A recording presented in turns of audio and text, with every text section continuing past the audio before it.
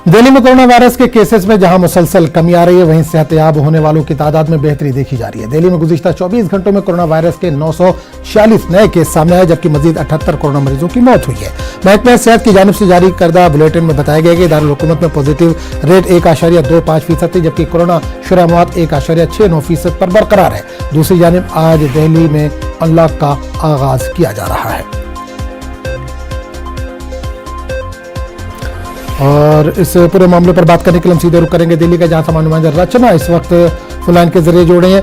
रचना, दिल्ली वालों के लिए एक अच्छी खबर है, आज से अनलॉक हो रही है दिल्ली। जी बिल्कुल, जिस तरीके से दिल्ली में लॉकडाउन लगाया गया था और आज से अनलॉक की प्रक्रिया शुरू हो रही है। और आपको बता दें कि जो औद्योगिक उत्पादन है उन लोगों के लिए अनलॉक की प्रक्रिया शुरू हो रही है।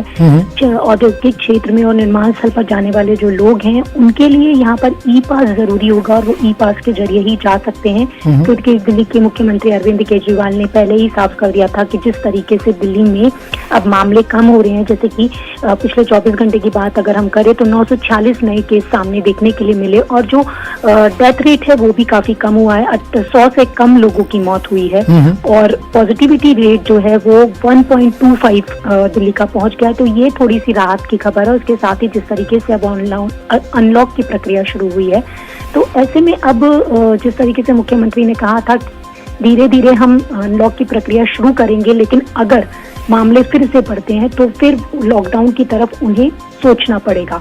तो दिल्ली वाले लोगों ने जिस तरीके से नियमों का पालन किया है उसी का नतीजा है कि दिल्ली में अब मामले बेहद कम हैं और धीरे धीरे दिल्ली अब अनलॉक की तरफ बढ़ रही है। चलिए, बहुत बहुत शुक्रिया रचना इस तमाम जानकारी के लिए।